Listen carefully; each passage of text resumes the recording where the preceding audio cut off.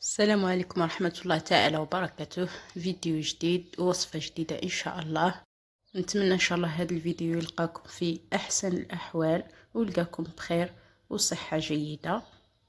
الفيديو نتاع اليوم نشارك معكم وصفة نتاع الكعك الجزائري ولا كعك الغرب ولا الكعك تاع زمان، بحلة جديدة بمكون سري يعطيه واحد اللون وواحد الخفة ما شاء الله، يجيكم شباب والريحة كي تكونوا تطيبوه تعبق لكم قاع الدار. بدون إطالة أروح نوريكم المقادير.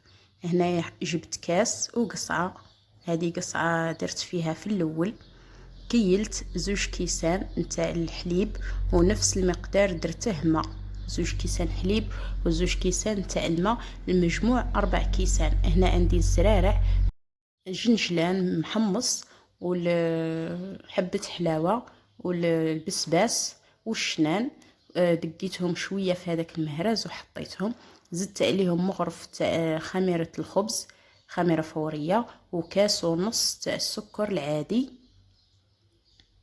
هنا راني نستعمل هذه القصعة في الاول باش من بعد نعاود نوسع على روحي. هذا هو الشنان اللي ما يعرفوش، هذا هو تلقاوه عند العطار، هذا يمد ريحة وبنة رائعة للكعك تاعنا. نتمنى ان شاء الله تجربوه وتشوفوا الفرق. هنايا درت رشة تاع الملح ومبشور تاع القارص ومبشور برتقال، كنت كونجليتو في وقته، بشرته ودرته في المجمد. دروك كي نبغي ندير الحلويات نستعملو فيه الريحة نتاعو.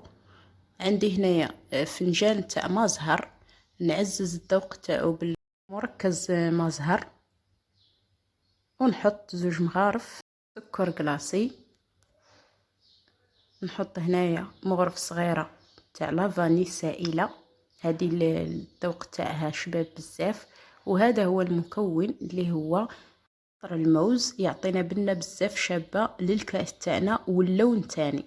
عندي هنايا كاس تاع الزيت و2 مغارف تاع حليب غبره، اللي ما عندهش حليب غبره يدير 4 كيسان تاع الحليب عادي. عندي تاني حبه تاع البيض، ونجيب الفوي ونبدا نحل في هذاك الحليب والسكر واللحظه والمكونات كامل. هنا نعاود نجيب قصعه اوسع، يا لاحظتوا مبغيتش نستعمل فيها في البدايه باش ما نديرش الحديد مع الحديد. هنا نبدا نحرك شويه ونبدا نضيف الفرينه بالتدريج، ونزيد عليها كيس تاع خميره كيميائيه.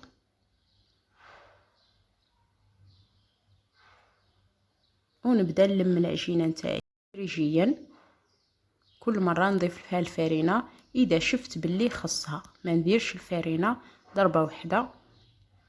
ما على باليش انايا كل مره وشحال تخرج لي فرينه، ما عنديش مقدار مضبوط تاع الفرينه. نبدا نضيف لها غير بالعقل، خاصه كي تبدا تنشف لي نبدا نقص الكميه اللي كنت نزيدها في الاول. راني نشوفها مازال مخصوصه نزيد لها شويه، هاد الكميه تكفيني. نلمها وبعدها هذا هو القوام اللي راني باغياتو، شاده روحها العجينه ماشي طريه وما تلصقش في اليد. هنا نلمها نغطيها بكيس بلاستيكي ونخليها تريح واحد المده نتاع ربع ساعه. ندير لها الكيس ونعاود نغطيها بقطعه تاع قماش، نحاول نغطيها مليح من الهواء تريح لي للمره الاولى، وكي تريح نعاود نولي لها. بعد ما ريحت نجي ندلكها دلكه خفيفه، راكم تشوفوا العجينه نتاعي بدات تخمر. وباش الكعك يجينا خفيف نعجنه 2 مرات ونخمره 2 مرات، كل ما عجنت وكل ما عاودت له العجين كل ما يجينا خفيف ويجينا شباب. هنا ندلكها دلكه خفيفه ونعاود نلمها ونحطها ونغطيها ونخليها تخمر هذه المده اللي نخليها تخمر فيها مده اطول. انا خليتها بالضبط 50 دقيقه. نتوما على حسب الجو وعلى حسب المكان اللي تخمروا فيه العجينه تاعكم. نعاود نغطيها بالكيس وبالقطعه نتاع القماش ونعاود نولي لها بعد المده هذيك اللي قلت لكم. المهم خلوها يتضاعف الحجم نتاعها، يتضاعف مليح مليح. دروك باش نبدا نقسم في العجينه، نقطعها على زوج ونعاود كل نصف نقطعها على زوج بهذه الطريقه. هنا الخماره لازم تستعملوا خماره اللي تكون مليحه، تكون جديده ولا تكونوا محافظين عليها مليح، ما تكونوش مخلينها للهواء باش ينجح معاكم ويجيكم طالع ويجيكم خفيف. الا استعملتوا الخميره اللي تكون قديمه ما يطلعش، لانها ما تقومش بالدور نتاعها، وانتوما تكونوا اعتمدتوا غير على الخميره نتاع الحلويات ويجيكم ثقيل. نكمل نقطع ونحاول ندير قطع متساويه ونعاود نبدا نكور فيهم، نشكلهم كرات. وكل مره راني نقطع ونكور ونعاود نشوف هذه الكميه. الا درتوا الحبات كبار دير لكم حوالي 16 حبه، والا درتوهم صغار دير لكم 19 حبه. نكور بهذه الطريقه ونحطهم يريحوا، ودائما نبدا الخدمه من الحبات اللي خدمتهم في الاول. هنا عيني ميزاني نحاول نديرهم كامل كيف كيف. وهنايا بعد ما كملت وكورتهم راكم تشوفوا اللي ريحوا من قبل راهم بداو يخمروا، واللي مازال راهم مازال صغار ما تضاعفش الحجم نتاعهم. على هذيك نبداو بالاولين اللي يكونوا بداو شويه راحه. هنا نبدا نشكل بهذه الطريقه. في الفيديو هذا وريتكم زوج طرق تاع التشكيل ولا زوج انواع نتاع الكعك. هذا هو الشكل الاول. ندير حربوش ونبدا نشكل فيه. كي نكمل الجهه اللي بلعت عليها نحطها للاسفل ونعبر بهذه الطريقه، وباش يجوني الحبات كامل كيف كيف ويجيني الكعك تاعي الشكل تاعو متحوف ويجي شباب. خليت زوج اصابع بين كل قطعه وقطعه. ولازم ديروا هذه العمليه نتاع الضغط والضغطه هذيك حتى الأصبع تاعكم يلامس سطح العمل، باش نضمن باللي ما يتحليش وما نستعملوا لا بيض لا والو في التبلع. هنا حطيتها في الطاجين اللي كنت دهنته بشويه زيت.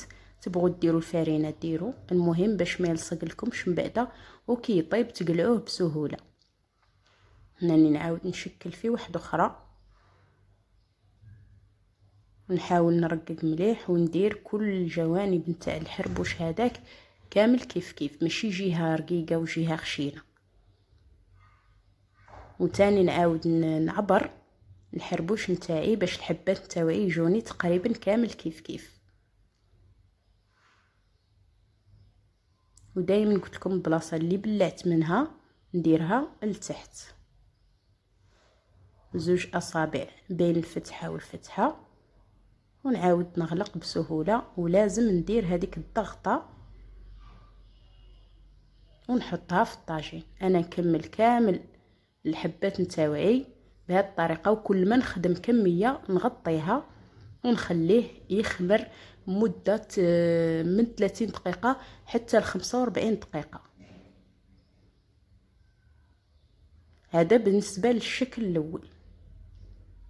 من بعد نعاود ندير معاكم شكل واحد اخر زاوج. هذا الشكل انايا ما نبغيش نخدم به، دوك تشوفوا علاش. هنايا نجيب الكوريات ونبدا نحل بالحلال بهذه الطريقه ونسقم الجوانب باش ندير دائره متساويه، ونجيب حاجه اللي نثقب بها في الوسط ونخرج هذيك الدويره وندير فيها فتحات في الجوانب. هذا الشكل قلت لكم انا ما نبغيش نخدم به لانه فيه هذوك البقايا. من بعد تعاودي تولي ديريهم في عجينه واحده اخرى، تعاودي تكوري والاخر باش تعاودي ديري حبات واحد اخرين.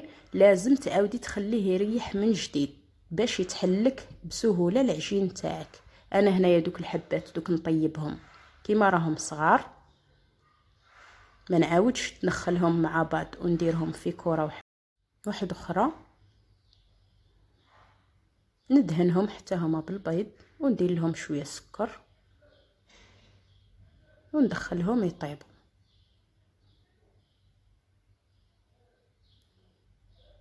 وبعد ما يتضاعف لي الحجم تاع الكعك تاعي، دائما نبدا نطيب بالبلا اللي خدمته الاول، هو اللي يكون خمر مليح. طبعا نكون سخنت الفرن مليح مسبقا، وندهن الكعك نتاعي بالبيض مع قهوه طايبه، ونرش عليه يا اما جنجلان ولا سكر، وندخله يطيب. كي يتحمر من التحت نعاود نحمره من الفوق ويطيب بهذا الشكل اللي راكم تشوفوا فيه. هنايا راني خرجته من الفرن وراه جا ما شاء الله. هذا درت عليه السكر، راكم تشوفوا عطاه واحد اللمعه ما شاء الله. شوفوا كيفاش طاب من التحت. وتاني درت حبات بالجنجلان تاني جاو ما شاء الله. اللي ما يبغيش يدير السكر ولا اللي ما يبغيش الجنجلان يحط شويه تاع السكر، واللي يبغي يخليه كيما هكاك غير بالبيض يخليه بالبيض.